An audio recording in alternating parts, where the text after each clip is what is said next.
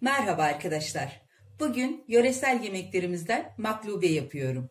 Öncelikle yarım kilogram dana kuşbaşını pişirmekle işe başlıyorum. Ocağı yakıp tenceremi ısıtıyorum. Bu şekilde etleri mühürleyerek pişireceğim.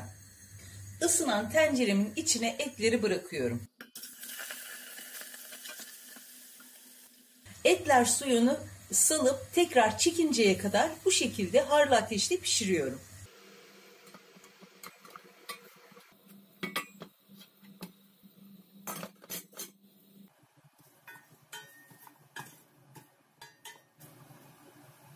Etler suyunu çekti. Şimdi içine 3 yemek kaşığı kadar zeytinyağı ekliyorum.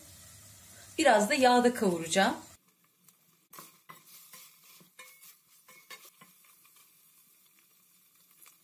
Yağın içinde böyle iyice çatır çatır kavrulmaya başlayınca içine 1,5 su bardağı kaynar su ekliyorum. Ocağı da kısıp yavaş yavaş pişmeye bırakıyorum. Etler kısık ateşte pişerken patlıcanlarımı hazırlıyorum. Şöyle bir cam kaba bir miktar su aldım. İçine 1,5 yemek kaşığı kadar tuz ekliyorum. Kaya tuzu olduğu için karıştırarak erimesini sağlıyorum. Burada 1 kilogram patlıcanım var. Patlıcanları alacalı soyup dilimleyerek tuzlu suyun içine atacağım.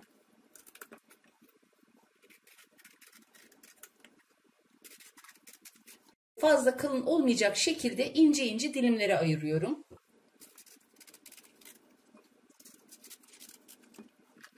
Bütün patlıcanları bu şekilde hazırlayacağım. Bütün patlıcanları hazırladım. Şu şekilde en az 20 dakika suda bekleyecek. 250 mililitrelik bardaklarla 3 bardak pirinci ılık ve tuzlu suda yaklaşık 1 saattir bekletiyorum. Şimdi pirinçlerimi temizce yıkayıp süzeceğim. Ağırlık yapsın diye bunları üzerine koydum. Patlıcanlarım yaklaşık 20 dakikadır bu şekilde bekliyor. Şimdi bunları temizce yıkayıp kurulayacağım. Yıkadığım patlıcanları böyle tek tek kurulayıp tepsime diziyorum.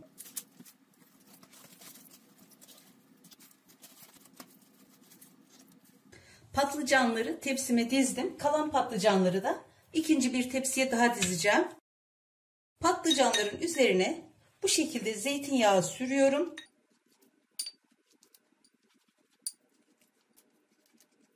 Fırınımı 200 dereceye getirdim. Önceden ısınmış fırının en üst rafına ve üst pişirme ayarında pişireceğim. Genelde o ayarda sütlaçları pişiriyoruz. Etler tekrar suyunu çekti. Artık pişti etler. İçine şöyle 1 çay kaşığı tuz atıyorum.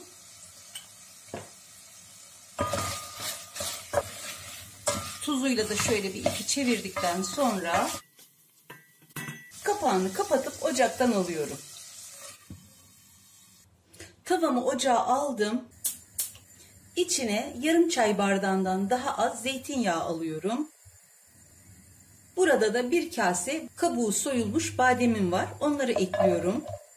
Bademler rengini değiştirene kadar kavuruyorum.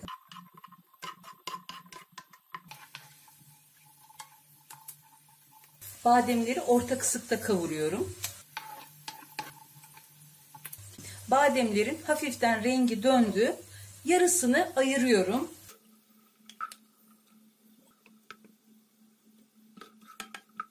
Tavama 1 yemek kaşığı tereyağı ekliyorum. Tereyağının da üzerine tuzlu suda beklettiğim, yıkadığım, süzdüğüm pirinçleri ekliyorum.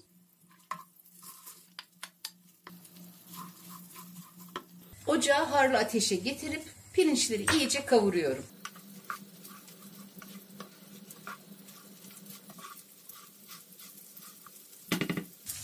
Pirinçler böyle çıtır çıtır edip tane tane olduktan sonra, yani iyice kavrulduktan sonra ocağı kısıyorum.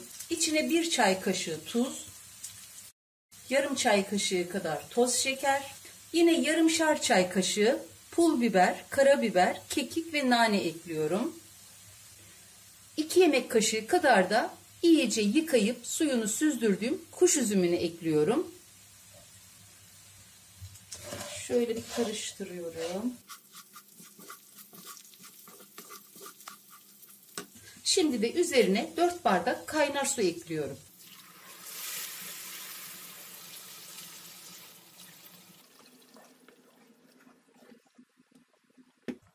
Şöyle birkaç damla da limon sıkıp kapağını kapatıyorum.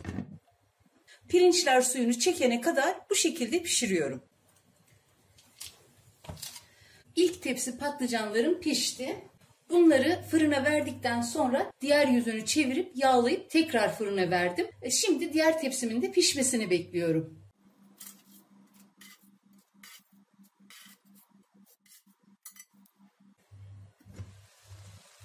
Pilavım suyunu çekti. Hemen ocağı kapattım ve dinlendiriyorum. Fırın kabımı aldım. İçine önce kavurduğum bademleri ekliyorum.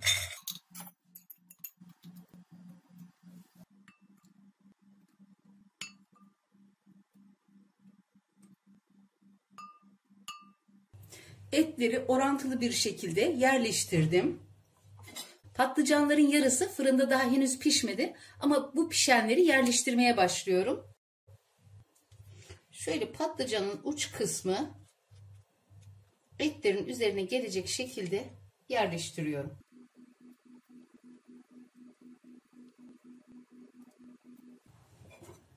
Diğer patlıcanlar da pişti. Yapmaya devam ediyorum. Boşluk kalmayacak şekilde her tarafını kapatıyorum. Bütün patlıcanları böyle kabın etrafına iyice dizdikten sonra ortasına pilavı alıyorum.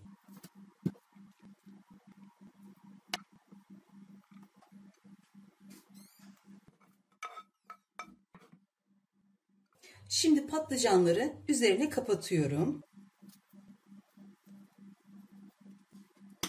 Patlıcanları yeni pişirdiğim için fırınım hala sıcak. Ayarını 250 dereceye getirdim. 15 dakika kadar fırında tutup bir nevi pirinç pilavının demlenmesini bu şekilde sağlayacağım. Ondan sonra çıkaracağım. Yemeğim pişti. 10 dakikada böyle dinlensin. Ondan sonra servis tabağına alacağım.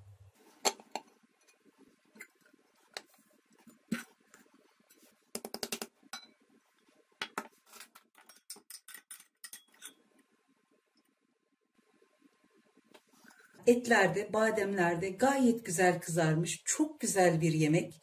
Başlı başına bir ana yemek. Yanında ekstra hiçbir şeye gerek yok. Sadece bir ayran veya sevdiğiniz bir içecekle rahatlıkla tüketebilirsiniz. Pilavı tane tane.